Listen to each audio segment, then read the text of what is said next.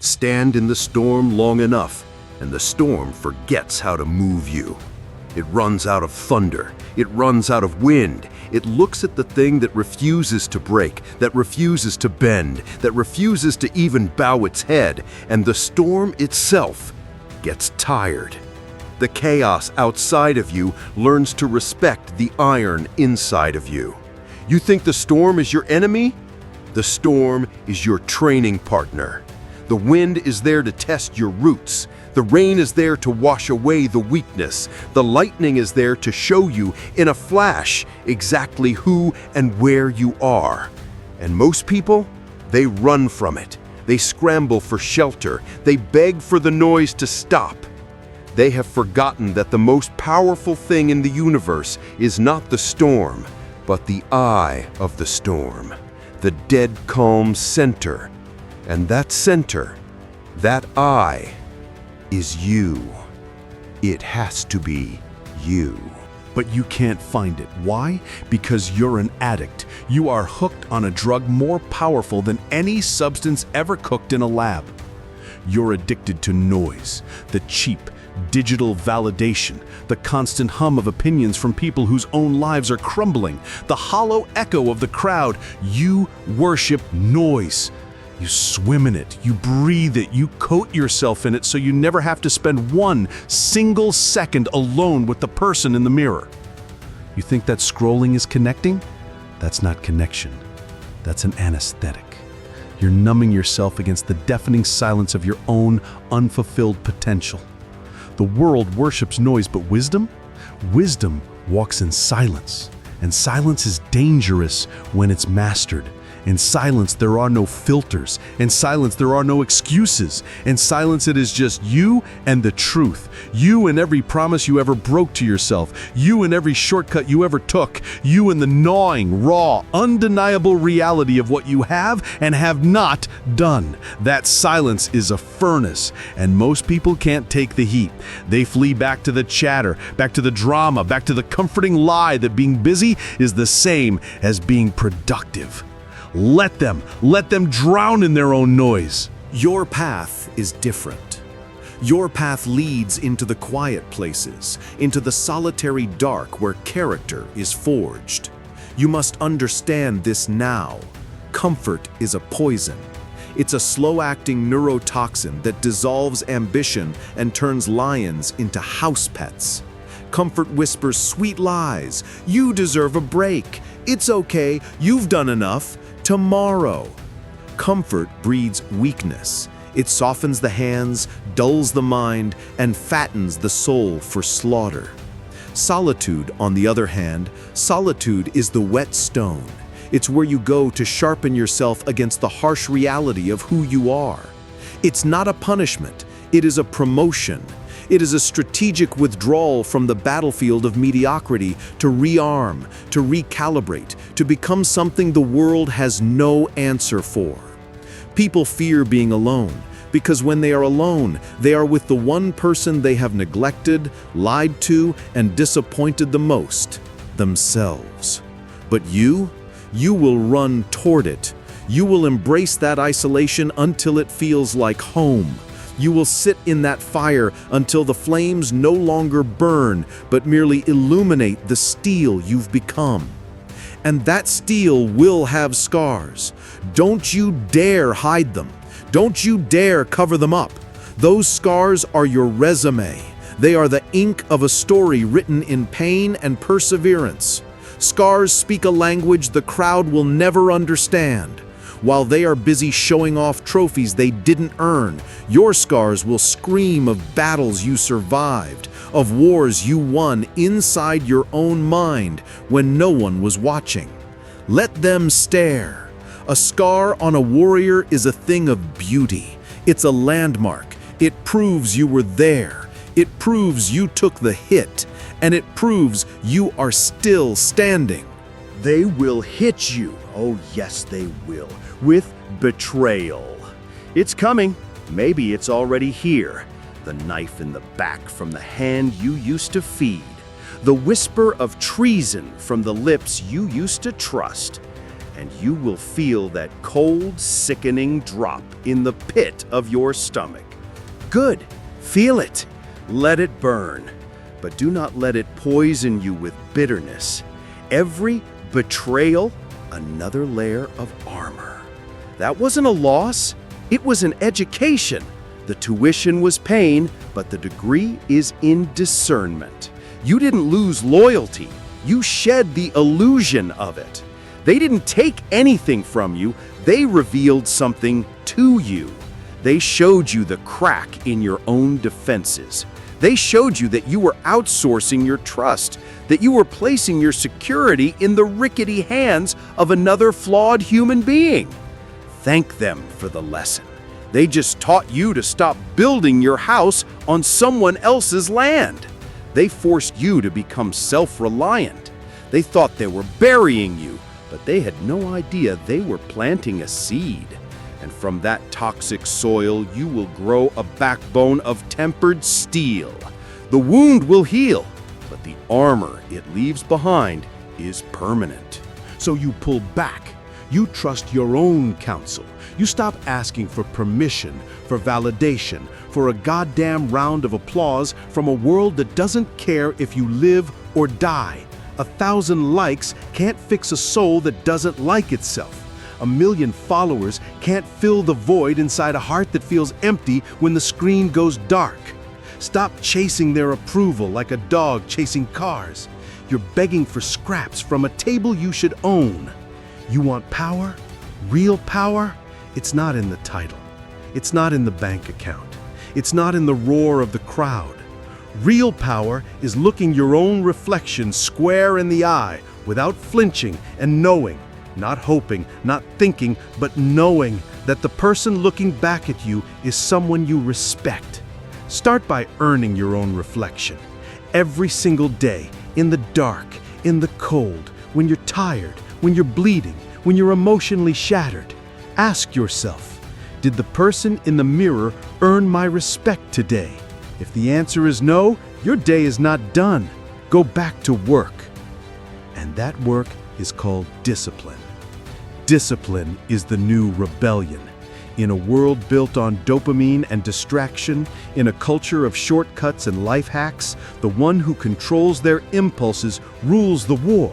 The one who can delay gratification is a king among infants. Discipline is not a punishment you endure. It is a weapon you wield. Every single time you choose the hard path, the pre-dawn workout over the snooze button, the salad over the garbage, the difficult book over the mindless scroll, the truth over the easy lie, you are forging that weapon. You are sharpening its edge. Discipline is telling your body, you will do what I say. It's telling your feelings, you do not get a vote. It's telling your weakness, you are not in command here. It is the ultimate act of self-love because it is the promise that you will not allow the lesser version of you to win the day. This isn't motivation. Motivation is a feeling. It's a fickle little flame that flickers out in the first gust of wind. Discipline is a structure. It's the fortress you build brick by painstaking brick every single day that stands long after the feeling is gone. It is warfare, a silent, daily, lonely war against entropy, against chaos, against your own pathetic desire for comfort. And you will win that war one battle at a time. You will have rage. It's there. Don't deny it. The anger from the slights, the betrayals, the injustices. Good. Rage is energy. It's raw fuel. But untamed rage is a forest fire. It burns everything, including you. The amateur lets it consume him. The master channels it. You let rage meet reason. You take all that fire, all that fury, and you point it at an objective. You don't get stronger avoiding pain. You get sharper choosing it on your terms. You go find pain. You hunt it down. You introduce yourself to it in the gym when your muscles are screaming for mercy. And you do 5 more reps. You seek it out on the road when your lungs are burning, and you sprint the last mile. You confront it in your work when your brain is fried, and you push through to finish the project. Why?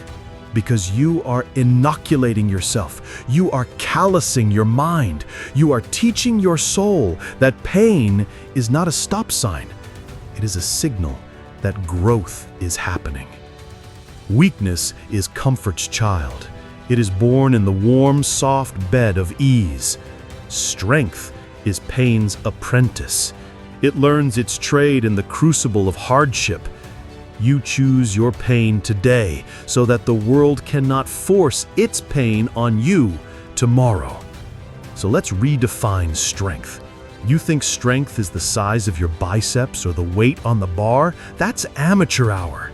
Modern strength isn't muscles, it's boundaries.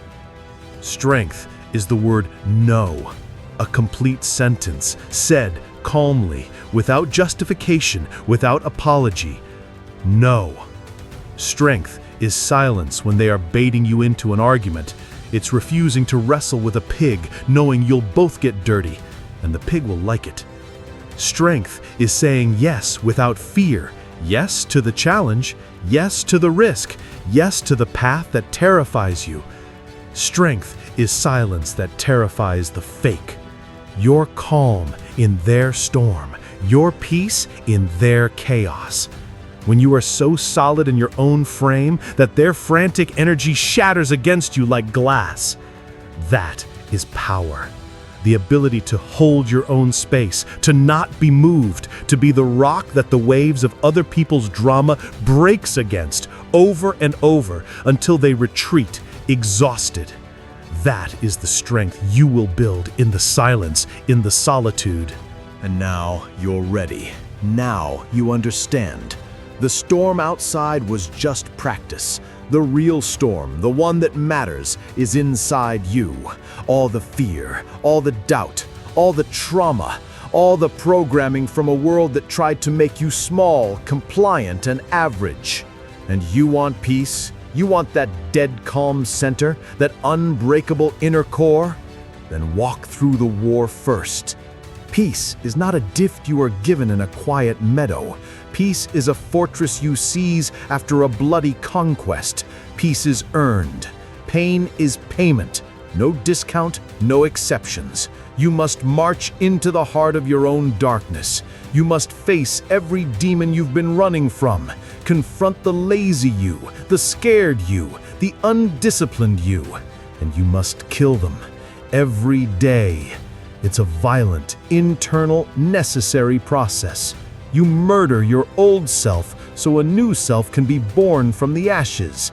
Peace is the scar tissue of healed battles. You don't find peace, you build it on a foundation of conquered fears. So stop with the excuses. Just stop.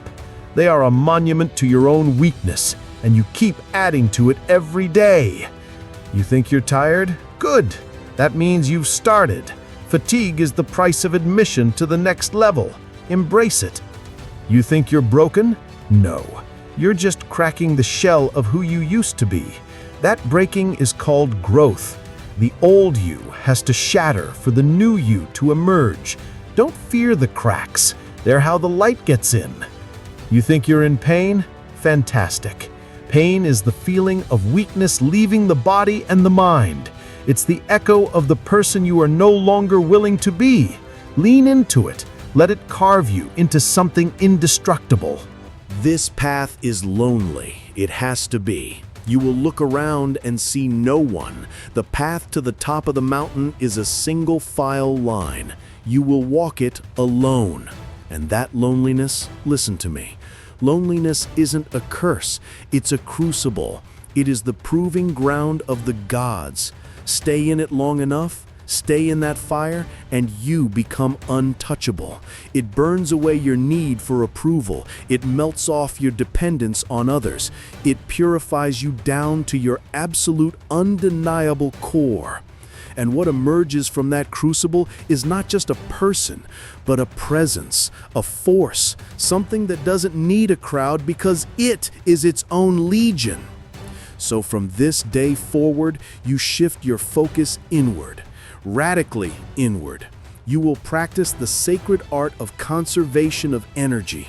Not every hand deserves to be held. Not every argument deserves a rebuttal. Not every opinion deserves your attention. Not every voice deserves a response. Some things, most things, deserve your silence more than your energy. Your silence is not surrender. It is a shield. It is a statement. It declares, you are not worth my fire. You save your energy for the fight that matters, the one against the weaker you, the one against your own limits, the one for your own soul. Let them doubt you. Let them talk. Let them sit on the sidelines of your life and offer their worthless commentary. Let them misread your silence. Let them call your focus obsession. Let them mistake your solitude for sadness, your boundaries for arrogance, your peace for weakness. Let them wonder why you're not at the party. Let them whisper when you walk into the room. Let them predict your fall. Because by the time they understand who you are, what you are building, what you have become in the silent dark while they were sleeping, it'll be too late. They'll be looking up at the mountain you've climbed, and they won't even know how to find the trailhead. So, stand right now in your own mind. Stand up. Stand alone. Not to prove them wrong. You are done with that childish game. Not to get revenge. That is a fool's errand. Not for the glory. That is fleeting and hollow.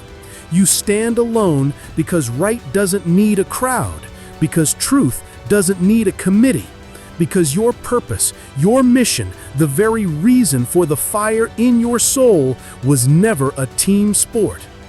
And you were never meant to follow. Stand unbroken.